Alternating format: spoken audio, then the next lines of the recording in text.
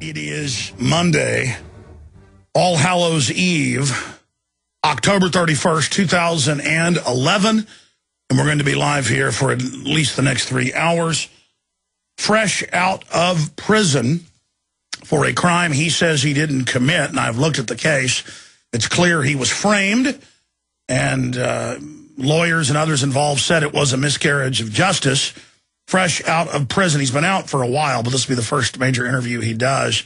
Fritz Springmeier is scheduled to be joining us today, coming up in the third hour. Amazing researcher, prolific author. I'll be honest with you, I read some of his stuff 12 years ago or so and really couldn't believe it. And then over the years, so much of it turned out to be true. So stuff that I read as, quite frankly, entertaining nightmare horror fiction has turned out to be accurate in many respects. I haven't read all of his books, but I've read several of them. They're giant, thick things.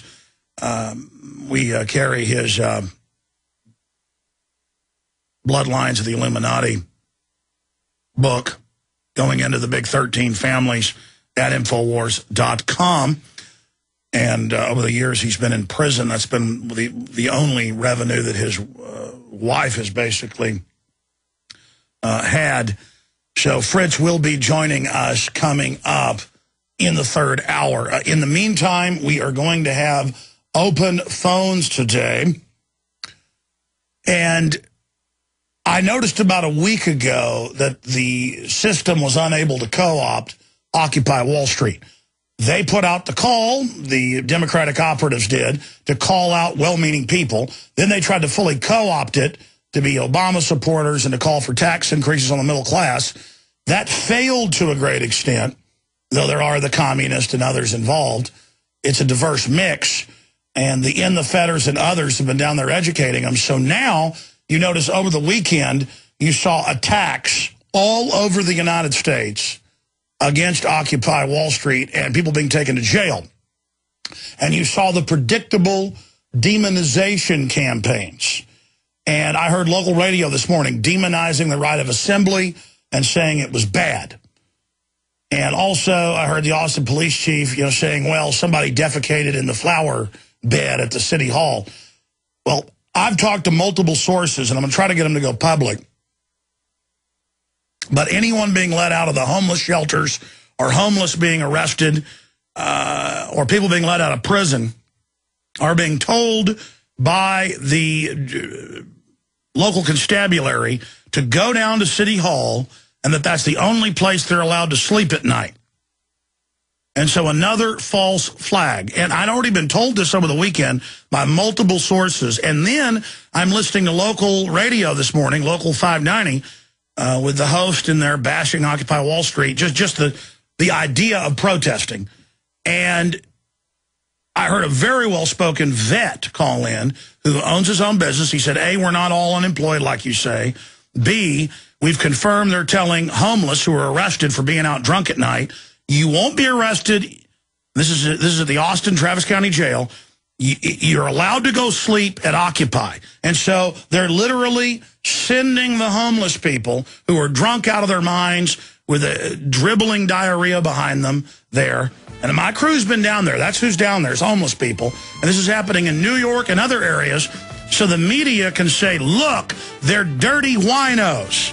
And then paint the idea of protesting, period, as a wino with a bottle of Jack Daniels.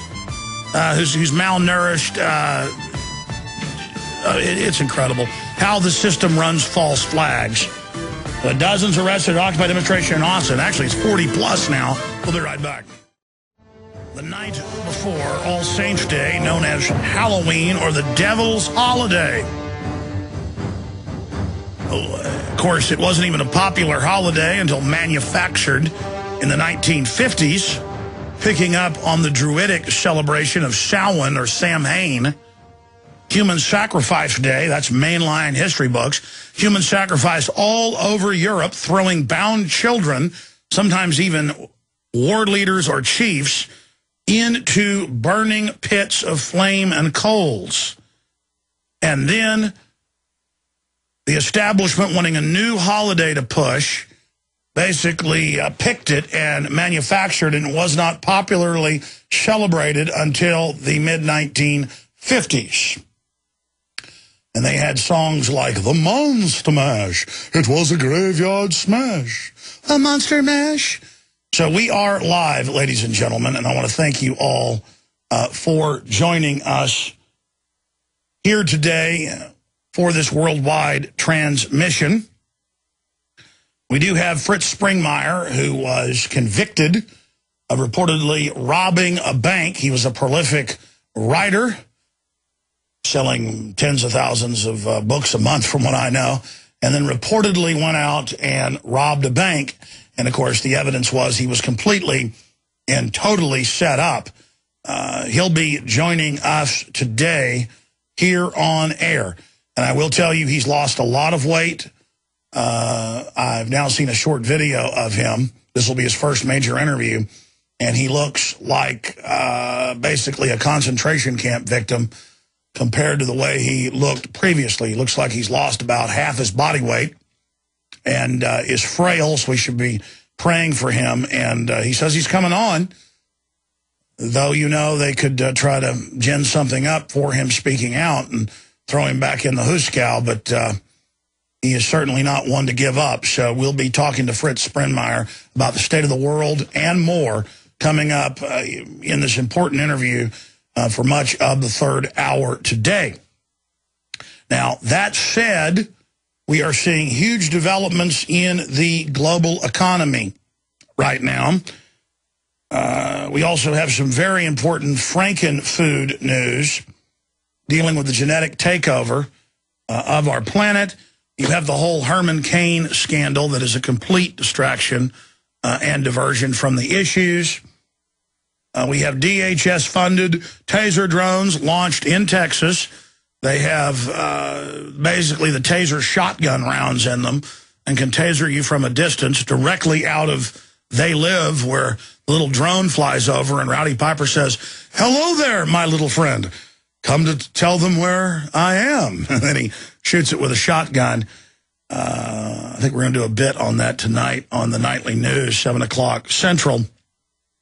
So that's coming up. Also, communist Occupy Pontiac, Michigan.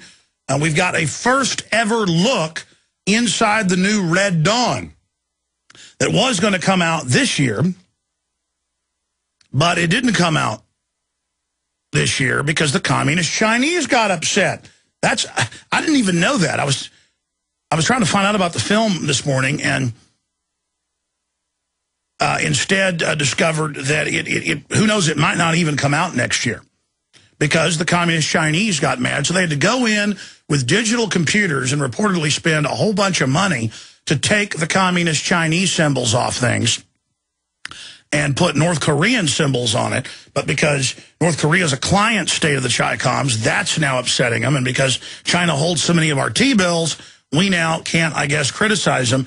But the reason I was looking up Red Dawn this morning, the new Red Dawn, is because I saw a comment on one of my videos, a video response to a video that had just been posted yesterday and only had maybe 50 views, titled "Communist Occupy Potomac," or Pontiac. And that is now up at Infowars.com. And it's a first look inside the film. You know why it's a first look? They haven't released trailers, nothing. Nothing that I could find. This is just somebody walking around in Pontiac where a whole area of the town where everything's shut down has been turned into occupied America. And it actually looks like something the TSA would set up. So we have all the video of the signs, you know, looking for certain citizens that need to be picked up, to see something, say something. A lot of the posters look like some of the things the communists have had at Occupy Wall Street, where, you know, they're saying transfer the wealth and free market is evil. So some pretty powerful video up at Infowars.com of that, titled "Communist Occupy Pontiac." The video below shows a set for the new version of the movie Red Dawn. It was recorded on a street in Pontiac, Michigan, It's interesting to note that the posters show in the video, one is reminiscent of the Occupy Wall Street crowd, while another looks like something the Department of Homeland Security might put out. It says, deceitful leaders, greedy corporations. This is not democracy. We are here to help. Like, that's the movie poster. It says, we are here to help with a red star. That's not just like Homeland Security. And then it also says, don't believe the internet propaganda, lies. We are here to help. Sounds like Cass Sunstein at the White House. And then they have images of the citizens by the hundreds up on placards saying, dangerous citizen alert. And it's got images of all the people that need to be picked up and arrested. And, of course, it will really kill the plausibility of the film to have the invasion be by North Koreans who couldn't fight their way out of a wet paper bag instead of the communist Chinese who've really infiltrated this country to such a great extent and have more than 5,000 front companies and have been caught shipping weapons in, and would find a lot of Americans of the socialist bent that would actually aid them. Like the Chinese somehow invading this country through covert operations and cutting off certain areas of the nation is more plausible than the 1980s Red Dawn with the Russians. They've got more manpower, more systems, and I'm not saying that's going to happen either. They don't need to. It's the global bankers that have conquered China and the United States, and they're playing us off against each other. But just amazing. And again, we'll be covering that tonight on the Nightly News, 7 o'clock Central. Continuing with surveillance, it's getting picked up in the British news over in the UK, the Daily Mail. Who's listening to your calls? And it goes on to say the Met's blanket surveillance system will track thousands of innocent civilians' mobiles. And it goes on to admit that the London police, and it goes along and says the U.S. government as well is involved in the same thing, as if that makes it okay, is just listening to people's phones and tracking them without warrants. Yes, this has been going on for more than a decade, and it's directly out of a nightmare system. It's the opposite of a free society. And here's the central point before I get into all this news that I want to make to whoever you are, no matter what area of the political spectrum you say that you sit on, or perhaps you're off the reservation like I am. This is the message.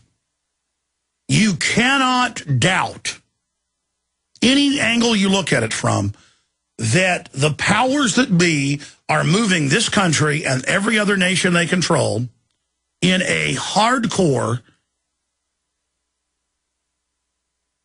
retrograde move towards oppression, surveillance, every form of known oppression and tyranny. There is no doubting anybody that's honest, and there's also no doubting that when you have a Republican in office now, the very same globalist aims are forwarded. And when you get a Democrat in office, the very same globalist programs are moved forward.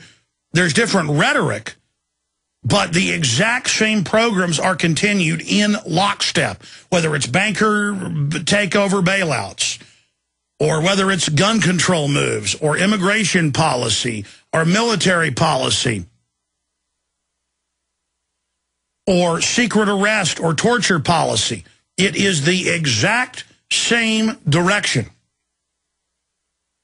And that's why you see the leader of the Republican PAC, Mitt Romney, and I talk to Republicans all the time, mainline Republicans. I was talking to a former naval aviator, F-14 pilot, who's a stockbroker, at a party I was at this weekend. It was at my parents' party. He was a really nice fella. And he even listens to the show some. But I brought up Mitt Romney to him. He said, yeah, I like Ron Paul on some things, but, not on others. But I said, well, what about Mitt Romney? I mean, he's the leader, and he's for open borders, illegal alien amnesty, restrictions on the Second Amendment. He wrote the socialist health care plan. He's for carbon taxes. He's for abortion. And I said, why are Republicans supporting him? And he goes, well, because they know he can probably win. And, they know they need to be basically moderate. And he went on to say that, well, Mitt Romney's a politician. He was doing that to win in Massachusetts. See, See, there's this attitude that politicians that know how to change their color like a chameleon, that oh, well, that's why Mitt Romney supports gun control. That's why Mitt Romney wrote the health care bill. That's why he did this. He's really a good guy. He'll show those Democrats once he gets in power.